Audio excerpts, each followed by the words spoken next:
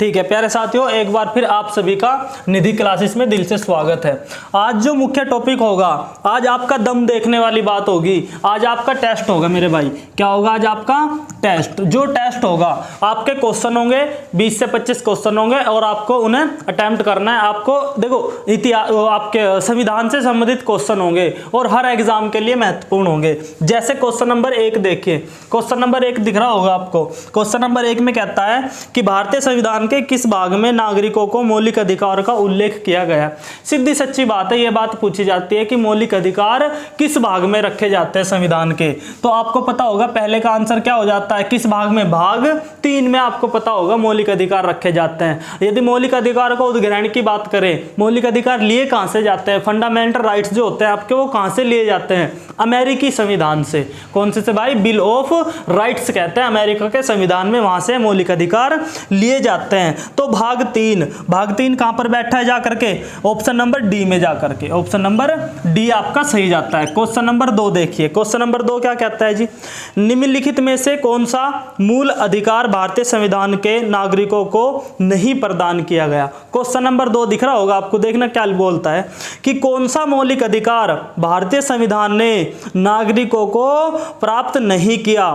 देखना ऑप्शन, देश के किसी भी भाग में बसने का अधिकार। बिल्कुल है जी, आप आर्टिकल 19 के माध्यम से देश के किसी भी कोने में जाकर के आप अपना निवास स्थान बना सकते हो, आप अपना रहन सहन कर सकते हो।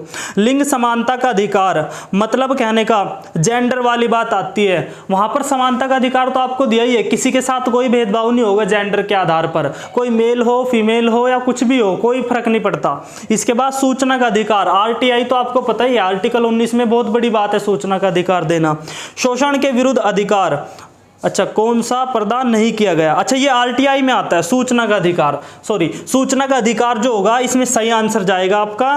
क्यों? क्योंकि जो सूचना का अधिकार है वो भारतीय संविधान में ना होकर के एक कानूनी अधिकार है, एक विधिक अधिकार है। याद रखना, जो सूचना का अधिकार है वो एक भारतीय संविधान का अधिकार ना होकर के कानूनी अधिकार है। तो दूसरे का ऑप्शन भी क्या जाता है सही? सी।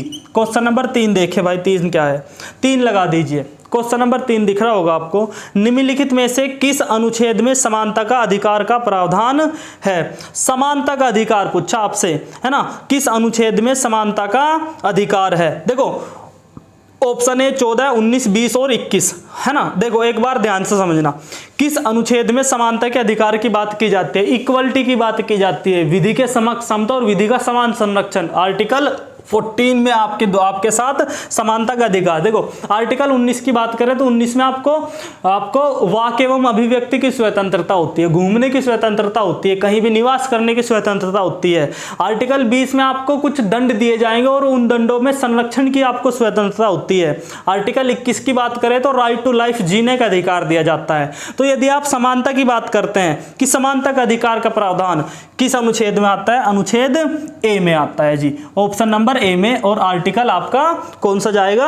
आर्टिकल 14 इसमें सही आंसर जाता है। ठीक, इसके बाद क्वेश्चन नंबर 4 देखिए। भारतीय संविधान का कौन सा अनुच्छेद अस्पृश्यता का उन्मूलन करता है? इंपोर्टेंट क्वेश्चन है। क्वेश्चन नंबर कौन सा? 4 कि अस्पृश्यता, अनटचेबिलिटी, यदि आपके साथ कोई अनटचेबिलिटी करता है तो उसके विरुद्ध कानून बनाया जाता है और वो किस अनुच्छेद में रखा जाता है? Question number 4। क्वेश्चन नंबर 4 का आंसर क्या जाएगा? आर्टिकल 17। अस्पृश्यता का जो अंत होता है वो अनुच्छेद 17 में लिखा जाता है। किसमें मेरे भाई? आर्टिकल 17 में बात रखी जाती है। तो इसका आंसर हो जाता है आपका अनुच्छेद 17, देख लीजिए किसमें? डी ऑप्शन में सही जाता है। क्वेश्चन नंबर 5 देखिए, 5 लगा दीजिए सर। 5वां, निम्नलिखित में से कौन सा युग्म सही नहीं है? सही नहीं बताना आपने कौन सा, कि कौन सा गलत है इनमें से। विधि के समक्ष समता, आर्टिकल 14, अभी बताया मैंने कि विधि का समान संरक्षण और विधि के समक्ष समता दोनों आर्टिकल 14 में दिया जाता है। 16, अवसर की समानता प्राप्त करना, बिल्कुल सही बात, आर्टिकल 16 में अवसर की समानता है। आर्टिकल 17, उपाधियों का अंत, इससे जस्ट पिछला क्वेश्चन तो बताया मेरे भाई कि अस्पृश्यता का अंत जो होता है, जो अनटचेबल पर्सनालिटी होती है वो आर्टिकल 17 में है, ना कि उपाधियों का अंत 17 में है। तो इसमें गलत आंसर किसका होता है? इन्हें कहा था ना कि कौन सा युग्म सुमेलित नहीं है, तो आर्टिकल 17 वाला बिल्कुल भी सुमेलित नहीं है। तो क्वेश्चन नंबर 5 का जो आंसर जाता है वो कौन सा जाता है भाई? सी में लिखा होगा ये वाली बात। ठीक, इसके बाद क्वेश्चन नंबर 8 लगा दीजिए। 8 जो होगा, निम्न में से कौन सा अधिकार भारतीय संविधान द्वारा एक मौलिक अधिकार नहीं है? बताओ आराम से, बिल्कुल ध्यान से सोच समझ के कि कौन सा अधिकार भारतीय संविधान ने एक मौलिक अधिकार नहीं माना। खूब आराम से बताओ बड़े ध्यान से। क्वेश्चन नंबर 6 का आंसर क्या होगा जी? 6 का आंसर होगा समानता का अधिकार। अभी अभी आर्टिकल 40 के बारे में बात करके आए। 14 स्वतंत्रता का अधिकार बिल्कुल है। संपत्ति का अधिकार बिल्कुल नहीं है। शोषण के विरुद्ध अधिकार बिल्कुल है। संपत्ति का अधिकार है ना, संपत्ति का अधिकार वर्तमान में मौलिक अधिकार नहीं है मेरे भाई। क्यों नहीं है? क्योंकि संपत्ति का अर्जन करने का अधिकार होता था 1978 से पहले पहले तक। 1978 में 44 अमेंडमेंट होता है, 44वां संविधान संशोधन होता है, और उसके द्वारा संपत्ति का अर्जन जो होता है एक अधिकार था। संपत्ति के अधिकार को हटा करके आर्टिकल 300 के काम में डाल दिया गया और यह बात कह दी गई कि यह एक कानूनी अधिकार होगा या एक विधिक अधिकार होगा। तो इसका आंसर कौन सा जाता है? संपत्ति का अधिकार। किस में है? सी में है, देख लेना भाई। ठीक, आंसर नंबर सी बिल्कुल करेक्ट जाता है। क्वेश्चन नंबर 7वां देखिए, इंपॉर्टेंट क्वेश्चन है। प्रेस की स्वतंत्रता किस अधिकार में निहित है? समझना, प्रेस की स्वतंत्रता किस अधिकार में निहित है? इसका क्या मतलब है? ऑप्शन है आपके पास 4, ध्यान से समझना और ध्यान से टिक करना। विधियों का समान संरक्षण, भाषण की स्वतंत्रता, संघ बनाने की स्वतंत्रता, कार्य और सामग्री की स्वतंत्रता। आपका विधियों का समान संरक्षण किस में लिखा जाता है? विधि का समान संरक्षण किया जाएगा आर्टिकल 19 के हैं सारे के सारे। भाषण की स्वतंत्रता, संघ बनाने की स्वतंत्रता, कार्य और सामग्री की स्वतंत्रता, सब कुछ आर्टिकल 19 में लिखा जाता है। लेकिन प्रेस की स्वतंत्रता, जो आपका भाषण की स्वतंत्रता दी जाती है, उसी भाषण के दौरान आपको क्या भी दिया जाता है? प्रेस की स्वतंत्रता भी दी जाती है। भाषण के दौरान किसकी? प्रेस की स्वतंत्रता। तो 7 का आंसर क्या हो जाता है भाई? बी आंसर बिल्कुल सही और करेक्ट आंसर जाता है। क्वेश्चन नंबर 7 बड़े ध्यान से पढ़िए और इसका आंसर दीजिए 2 सेकंड में। प्रेस की स्वतंत्रता किस 8वां भारतीय संविधान का अनुच्छेद 19 क्या प्रदान करता है? जो भारतीय संविधान है, उस भारतीय संविधान का जो आर्टिकल 19 है वो क्या प्रदान करता है आपको? मैंने अभी तो बताया जस्ट कि जो 8वां क्वेश्चन समझना कि जो आर्टिकल 19 है, आर्टिकल 19 में आपको 6 प्रकार की स्वतंत्रताएं दी जाती है और इसमें ऑप्शन में लिख रहा होगा देखना कि 6 प्रकार की स्वतंत्रताओं को प्रदर्शित करता है। तो आर्टिकल 19 आपको क्या प्रदान करता है जी? 6 प्रकार की स्वतंत्रता। किस ऑप्शन में है? ए ऑप्शन में है, बिल्कुल सही आंसर आपका। क्वेश्चन नंबर 9 पढ़िए और बड़े ध्यान से क्वेश्चन को दीजिए, आंसर को दीजिए। किस अपराध के अभियुक्त को स्वयं अपने विरुद्ध गवाह के लिए बाध्य नहीं किया जा सकता? भारतीय संविधान के किस अनुच्छेद में यह बात लिखी जाती है? ऑप्शन देखना बड़े ध्यान से, आर्टिकल 20 का 3, 21, 22 और आर्टिकल 74। 5 सेकंड का टाइम है आपके पास, 5 सेकंड में इसका आंसर दीजिए जल्दी। सर इंक देखिए आपके पास आर्टिकल 9 समझना, सॉरी क्वेश्चन नंबर 9 में देखिए, विरुद्ध मतलब स्वयं के विरुद्ध अर्थात अपने ही खिलाफ गवाह ना बनना। एक प्रकार से कह सकते हैं हम कि अपने ही खिलाफ गवाह ना बनना। दूसरी कंडीशन आपको हिंट दूं, इसमें एक बात दोहरे दंड की भी की जाती है कि किसी भी व्यक्ति को एक बार के में सिर्फ एक दंड दिया जाता है, 2 दंड नहीं दिए जा सकते, 2 बार आप उसे पनिशमेंट नहीं कर सकते, है ना। तो ये सारी चीजें कहां पर लिखी जाती है? आर्टिकल 20 में। आर्टिकल 20 के 3 पार्ट है, 20 का 1, 20 का 2, 20 का 3। तो आर्टिकल 20 का 3rd पार्ट जो है उसमें ये बात लिखी जाती है, क्या लिखी जाती है कि आर्टिकल 20 के 3रे पार्ट में कि किसी भी व्यक्ति को अपने ही खिलाफ गवाह नहीं बनाया जा सकता। क्वेश्चन नंबर 10 लगा दीजिए। क्वेश्चन नंबर 10 बहुत इंपॉर्टेंट क्वेश्चन है और मुख्य क्वेश्चन है। भारतीय संविधान के अनुसार जीवन जीने का अधिकार एक कैसा अधिकार है? भारतीय संविधान के अनुसार जीवन जीने का अधिकार एक कैसा अधिकार है? ठीक है, सर का लैपटॉप गिर गया, देखो टूटा फुट्टा तो नहीं कुछ। चलिए भारतीय संविधान के अनुसार जीवन का अधिकार एक कैसा अधिकार है? राजनीति अधिकार, आर्थिक अधिकार, मौलिक अधिकार या फिर एक धार्मिक अधिकार हो सकता है। ठीक है ना, ठीक है। धार्मिक अधिकार तो आपको पता होगा क्वेश्चन नंबर 10वां जो है क्या कहता है कि आपको जीवन जीने का अधिकार एक कैसा अधिकार है? आपके मौलिक अधिकारों में ही तो है, आर्टिकल 21 ही तो है। तो आर्टिकल 21 में लिख लेना इसमें कि आर्टिकल 21 में आपको दिया जाता है कि मौलिक अधिकारों में से एक सबसे इंपॉर्टेंट कि जीवन जीने का राइट टू लाइफ कहते हैं इसे। तो आर्टिकल 21 में आपको एक मौलिक अधिकार दिया जाता है। ऑप्शन नंबर सी सही जाता है जी। ठीक है कि ये एक मौलिक अधिकार है। इसके बाद 10वां क्वेश्चन नंबर 11 देखिए, इंपॉर्टेंट है तो बहुत टेट वगैरह के लिए भी इंपॉर्टेंट है, एसएससी सीजीएल में तो आते ही आते हैं ऐसे क्वेश्चन। ये जितने भी आप क्वेश्चन पढ़ रहे हो सारे मोस्ट इंपॉर्टेंट है और हर ना किसी एग्जाम के लिए महत्वपूर्ण है ये। इसके बाद 6 से 14 वर्ष की आयु के सभी बच्चों को शिक्षा का अधिकार इंपॉर्टेंट है। देखना भाई क्वेश्चन नंबर 11 आपको दिख रहा होगा क्या है कि 6 से 14 वर्ष के आयु के सभी बच्चे जितने भी होंगे सबको फ्री शिक्षा दी जाएगी। यह किस में लिखित है? यह बात है कि यह किसके अंतर्गत है, यह अधिकार क्या है? राजनीति के नीति निदेशक तत्व में सम्मिलित है, मतलब कि यह एक डीपीएसपी है? नहीं है जी। डीपीएसपी का क्या मतलब है? एक मौलिक अधिकार है, संविधान अधिकार है, यह उपयुक्त में से कोई नहीं। भाई साहब जी आर्टिकल 21 का बी पढ़ोगे जब आप, आर्टिकल 21 का ए पढ़ोगे जब आप, आर्टिकल 21 का ए, ये मैंने बताया था आपको कि आर्टिकल 21 का ए 86वां संविधान संशोधन होता है। उस 86वें संविधान संशोधन द्वारा आर्टिकल 21 ए जोड़ा जाता है जिसमें 6 से 14 वर्ष को शिक्षा देना, 6 से 14 वर्ष के बच्चों को शिक्षा देना अनिवार्य माना जाता है। आर्टिकल 21 ए में लिखा जाता है। और ये आर्टिकल 21 कहां पे आता है? आर्टिकल 21 आता है जी भाग 3 में, मौलिक अधिकारों में। तो इसका आंसर क्या आ जाता है जी? बी, कि ये क्या है? एक मौलिक अधिकार है। ठीक है भाई। इसके बाद क्वेश्चन नंबर 12 देखिए, क्वेश्चन नंबर 12 भी इंपॉर्टेंट है। मूल अधिकारों के अंतर्गत कौन सा अनुच्छेद बालकों के नियोजन से प्रत्यक्ष रूप से संबंधित है? देखना, बालकों का लोक नियोजन बताया होगा मैंने आपको। महिला बालकों का जो लोक नियोजन होता है वो आर्टिकल किसमें? आर्टिकल 24 में लिखित होता है। भाई 19, 17, 23 में तो कोई मतलब नहीं, 19, 17 तो अस्पृश्यता और उसमें चला जाता है आपकी प्रेस वगैरह की स्वतंत्रता में। 23 और 24 में शोषण आता है। तो आर्टिकल 24 इसमें आंसर आपका सही जाएगा। इसके बाद क्वेश्चन नंबर 13 देखिए जी। क्वेश्चन नंबर 13 में क्या बात कही जाती है? इस वाले साइड को मिटा रहा हूं मैं, इंपॉर्टेंट सारे क्वेश्चन। क्वेश्चन नंबर 13 में क्या बात कही जाएगी कि देखिए 13 आपकी स्क्रीन पे दिख रहा होगा, पढ़िए और 2 सेकंड में आंसर दीजिए।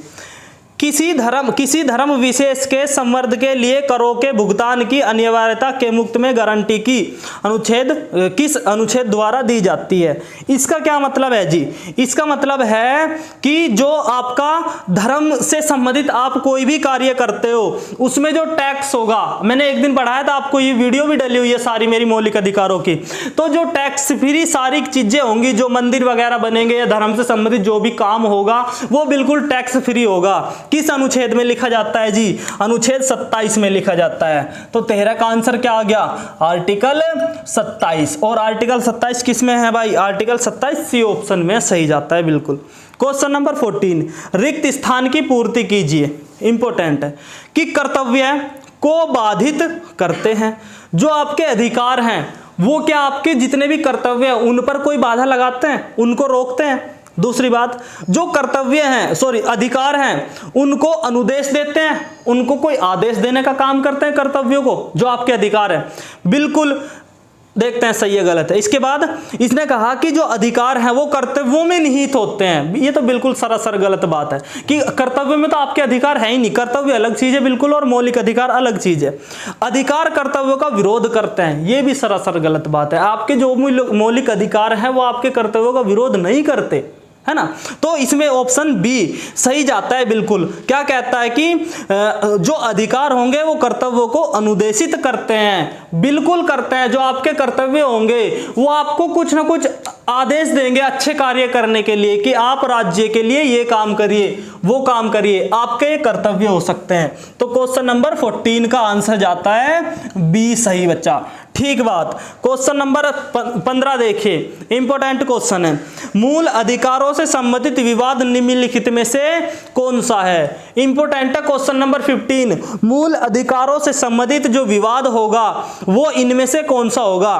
पश्चिम बंगाल भारत संघ 1963 पहला ऑप्शन है इसमें। गोखलनाथ पंजाब राज्य 1967, पश्चिम बंगाल बनाम भारत संघ 1963, शर्मा बनाम कृष्ण 1959 और बंबई राज्य बनाम बलसारा 1951। तो इसका जो सही आंसर जाता है क्वेश्चन नंबर 15, क्वेश्चन नंबर 15 का आंसर आता है ए।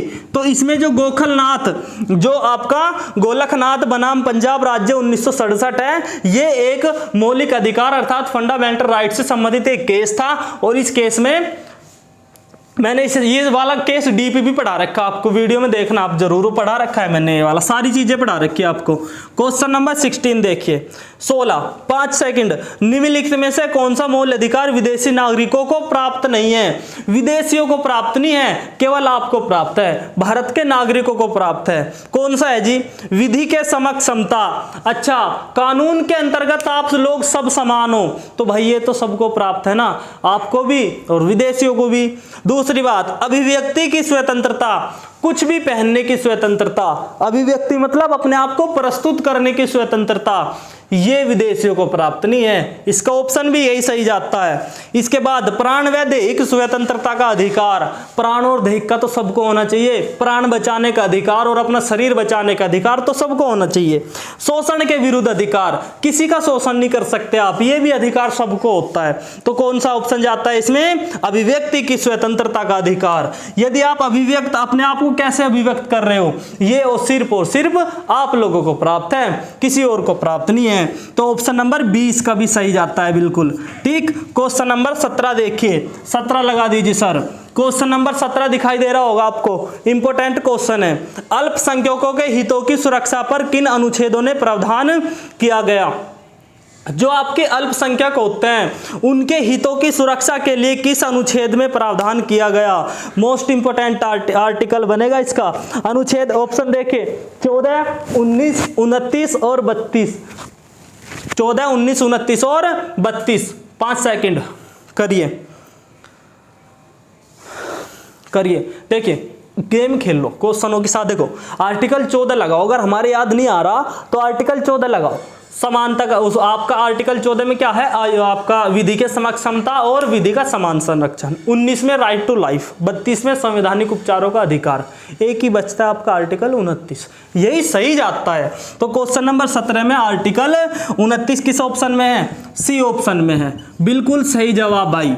ऑप्शन नंबर क्वेश्चन नंबर 8 देखिए, 18 में क्या है कि बंधुआ मजदूरी उन्मूलन अधिनियम संसद ने किस वर्ष पारित किया? ये तो मैं आपको पढ़ा चुका बहुत बढ़िया तरीके से। बंधुआ मजदूरी उन्मूलन अधिनियम, बाल श्रम अधिनियम, खान अधिनियम, ये सारे के सारे अधिनियम आप मौलिक अधिकारों के वीडियो देखें, उनमें सब कुछ है, कोई भी क्वेश्चन बाहर नहीं जा रहा, कोई भी क्वेश्चन। और सारे क्वेश्चन किसी न किसी एग्जाम के पूछे गए और सारे क्वेश्चन इंपोर्टेंट है, यूपी SSC पैट से लेकर के SSC CGL तक, इवन PCS तक भी इसमें से एक आधा क्वेश्चन तो जरूर फंस जाता है, सिंपल सा ही। आर्टिकल 17 को लेकर के, 19 को लेकर के, 23 को लेकर के, है ना। तो बंधुआ मजदूरी उन्मूलन अधिनियम संसद में से किस वर्ष पारित हुआ? 1976 में। 1976 कौन से ऑप्शन में है जी? ऑप्शन नंबर बी में, बिल्कुल सही बात। 18 का कौन सा हो जाता है? बी। आर्टिकल 19 आपका अनुच्छेद 19 देखिए क्या है। मंडल आयोग द्वारा अपनी रिपोर्ट किस वर्ष प्रस्तुत की गई? 90, 83, 80 और 87 में। देखो, ये मंडल आयोग थोड़ा सा हम संसद में संविधान उसमें पहुंच गए आपका। थोड़ा सा मंडल आयोग जब आपका 78 वाला अमेंडमेंट होता है, 44वां संविधान संशोधन 1978 के बाद, उसके जस्ट 2 साल बाद मंडल आयोग बनाया जाता है। इसके बारे में हम पूरी डिस्कस भी करेंगे। तो इसका आंसर ही लिख रहा हूं मैं सीधा 1980 अर्थात सी ऑप्शन सही है ना। तो 1980 में मंडल आयोग का गठन होता है। ठीक भाई, मंडल आयोग का गठन होता है बिहार में वगैरह, ये सब मैं बता दूंगा एक बार आपको। आर्टिकल 20 समझना। आर्टिकल 20 में क्या है जी? भारत के संविधान के किस अनुच्छेद के अंतर्गत सशस्त्र बलों के सदस्य के मौलिक अधिकारों का विशेष रूप से प्रतिबंध किया जाता है? इंपोर्टेंट आर्टिकल है, मैंने बताया था आर्टिकल 32 के बाद 3 ही आर्टिकल बचे थे, 33, 34, 35, और वो आपके मौलिक अधिकारों से संबंधित नहीं थे। वो किससे थे? या तो कहीं ना कहीं संसद कानून बनाएगी या कहीं ना कहीं कोई कानून बनेगा ऐसा जिससे लोगों पर प्रतिबंध लगाया जा सके। और वो लोग कौन होंगे? सशस्त्र बल वाले, सेना वाले, खुफिया एजेंसी वाले, आईबी वाले। मैंने आपको ये सारी चीजें बता रखी है आपको, है ना। मौलिक अधिकारों में आर्टिकल 32 से 35 वाला पढ़ना, 33, 34, 35 वाली वीडियो देखना, बड़े आराम से वो समझ में आ जाएगी।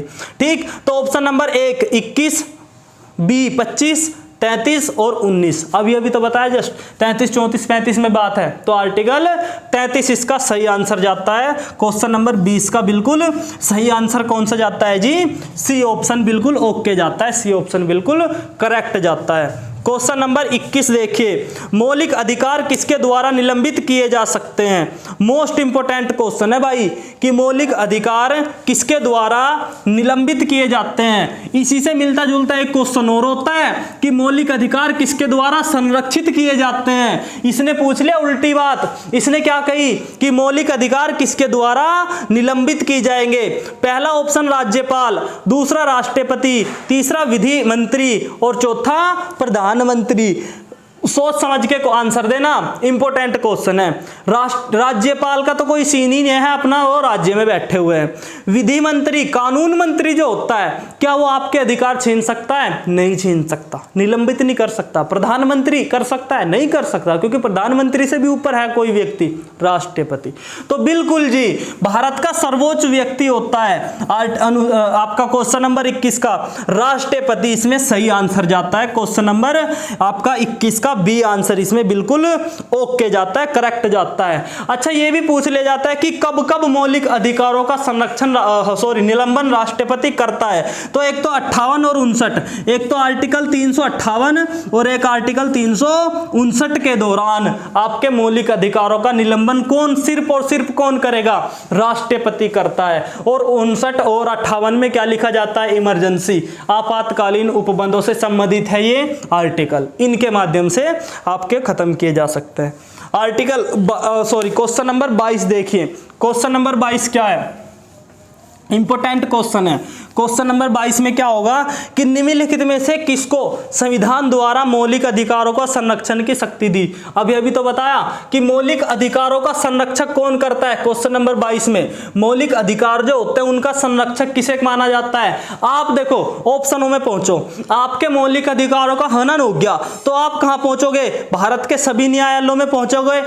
सभी में तो जा नहीं सकते भाई, आप केरल में, तमिलनाडु में, इधर कैसे पहुंचोगे? अब मान लो उत्तर प्रदेश के निवासी हो तो सभी न्यायालयों में तो थोड़ा सा दिक्कत हो जाती है। संसद को, बिल्कुल भाई साहब जी, यदि आपके मौलिक अधिकारों का हनन होता है तो आप संसद जाते हो क्या? नहीं जाते जी। राष्ट्रपति के पास पहुंच जाओगे? नहीं पहुंच सकते, लेकिन हाई कोर्ट और सुप्रीम कोर्ट पहुंच सकते हो, बिल्कुल पहुंच सकते हो। तो आपको पता होगा आर्टिकल 32 भी सुप्रीम कोर्ट पहुंचा देता है, आर्टिकल 226 हाई कोर्ट पहुंचा देता है ना। तो ये सारी चीजें, तो 22 का ऑप्शन जाता है बिल्कुल डी सही। ठीक भाई, कि सर्वोच्च न्यायालय एवं उच्च न्यायालय आप आराम से जा सकते हो, कोई दिक्कत नहीं है। क्वेश्चन नंबर 23 देखिए स्क्रीन पे, बहुत अच्छा क्वेश्चन है। निम्नलिखित में से कौन सा रिट व्यक्ति स्वतंत्र बुर्वर्क है? देखो इसका मतलब क्या है? इसका मतलब यह है कि कौन सी ऐसी रिट है जो व्यक्ति को बिल्कुल स्वतंत्र रूप से प्रदान की जाती है कि व्यक्ति को खरोच तलक ना आए, किसी व्यक्ति को एक थोड़ा सा भी निशान ना मिल जाए किसी भी चीज का, तो आपको कौन सी रिट दी जाती है? आर्टिकल 32 के माध्यम से मैंने बताया था 5 प्रकार की रिटों में पहली रिट बताई थी बंदी प्रत्यक्षकरण। जो बंदी प्रत्यक्षकरण होती है उसमें बंदी को 24 घंटे के अंदर अंदर मजिस्ट्रेट के सामने प्रस्तुत करना होता है बिना किसी चोट के, है ना। तो आर्टिकल इसमें आपका क्वेश्चन नंबर जो 23 है इसका कौन सा जाता है? बंदी प्रत्यक्षकरण कौन सा है भाई? ऑप्शन नंबर बी बिल्कुल सही जाता है, ऑप्शन नंबर बी बिल्कुल करेक्ट होता है। क्वेश्चन नंबर 24 पढ़िए, निम्नलिखित में से कौन सा कथन सत्य है? इंपोर्टेंट क्वेश्चन है और 10 सेकंड आपको देते हैं सोचने के लिए, सोचिए और क्वेश्चन करिए। भारतीय संविधान में मूल अधिकारों को शामिल करने के लिए नेहरू रिपोर्ट 1928 में समर्थन की। बिल्कुल सही बात है, नेहरू रिपोर्ट 1928 में आती है। भारत सरकार शासन अधिनियम 1935 में मूल अधिकारों का प्रस्ताव था। अच्छा, इसने कहा कौन सा सत्य है, तो पहला तो हमारा लिखट गया सत्य है। अब की बात करो अगली, भारत सरकार अधिनियम 1935 में मौलिक अधिकारों का प्रस्ताव था। बिल्कुल भी गलत बात है, तो मौलिक अधिकारों का प्रस्ताव था ही नहीं 1935 में। अगस्त प्रस्ताव 1940 में मूल अधिकार शामिल किए गए थे, नहीं किए गए थे, वो तो अगस्त भाई साहब जी लाए थे अगस्त प्रस्ताव को, तो वो बिल्कुल गलत बात है। इसके बाद क्रिप्स मिशन 1942 में मूल अधिकार थे, नहीं थे। सिर्फ और सिर्फ आपका जो नेहरू रिपोर्ट थी 1928 की, उसमें सिर्फ और सिर्फ मौलिक अधिकारों की बात की गई थी। तो क्वेश्चन नंबर 24 का आंसर भी क्या जाता है आपका, क्वेश्चन नंबर 24 का आंसर भी एकदम सही ए जाता है, सत्य इसमें ए है। क्वेश्चन नंबर 25 पढ़िए, निवारक नजरबंदी के अंतर्गत किस व्यक्ति को बिना मुकदमा चलाए कितने दिनों तक बंदी बनाया जा सकता है। दरअसल ये आप जब आर्टिकल 22 पढ़ोगे ना, तो आर्टिकल 22 के 4वें पार्ट में ये बात लिखी जाती है वैसे, पर मैं फिर भी आपको बता दूं, ये थोड़ा सा हम वहाँ पे पहुँच देंगे जब हम आपको आरटीआई पढ़ाएंगे ना, और उसके बाद जब आपको निवारक निरोध अधिनियम, ये बहुत सारे अधिनियम, पोटा, आपका रासुका, मीशा, ये सारे पढ़ाएंगे, तब पता चलेगा आपको कितने उसके अंतर्गत उसे रख सकते हैं। लेकिन क्वेश्चन इंपॉर्टेंट है, बढ़िया क्वेश्चन है। नजरबंद आप कितने दिन तक रखते हैं बिना किसी व्यक्ति पर मुकदमा चलाए, तो कौन सा, 3 माह तक। कितने माह तक, 3 माह तक। किसी भी व्यक्ति को आप 3 माह तक, उस पर कोई भी केस रासुका वगैरह नहीं होती, वो तो बिना मुकदमा चलाए किसी भी व्यक्ति को आप रख सकते हो। 25 का आंसर ये हो जाता है। क्वेश्चन नंबर 26 लगाइए सर। 26 है, उच्चतम न्यायालय के अनुसार निजी भवनों के ऊपर राष्ट्रीय ध्वज। बिल्कुल करेक्ट क्वेश्चन है, इंपॉर्टेंट क्वेश्चन है कि जो उच्चतम न्यायालय अर्थात सुप्रीम कोर्ट ने एक आदेश पारित किया था कि आपके जो भवन होंगे, आपके जो घर होंगे, आप उन घरों पर अपना राष्ट्रीय ध्वज फहरा सकते हो, बिल्कुल फहरा सकते हो। तो ये आपको स्वतंत्रता किस में रखी गई, आर्टिकल 19 के 1 के का पार्ट में। 26वां क्वेश्चन, आर्टिकल 19 का 1 का पार्ट जो है, इसके अंतर्गत ये आपको स्वतंत्रता दी जाती है। और क्वेश्चन नंबर 27 लगा दीजिए। क्वेश्चन नंबर 27 नहीं है भाई, 26 क्वेश्चन है। देखना क्वेश्चन सारे इंपॉर्टेंट थे, सारे महत्वपूर्ण क्वेश्चन थे। 26 क्वेश्चन आप ये कमेंट में जरूर बताना कि किसने कितने क्वेश्चन अटेम्प्ट किए। सारे क्वेश्चन बढ़िया थे, इंपॉर्टेंट क्वेश्चन थे। आज की वीडियो हम इतनी रखते हैं, बाकी लाइक करना, चैनल को सब्सक्राइब करना, और बाकी ताबड़तोड़ तरीके से फैला दो भाई। ये आज का मुख्य टेस्ट था, पॉलिटी का टेस्ट था, और हर एग्जाम के लिए बेनिफिशियल था, हर एग्जाम के लिए आपका महत्वपूर्ण था ये। ठीक भाई, धन्यवाद।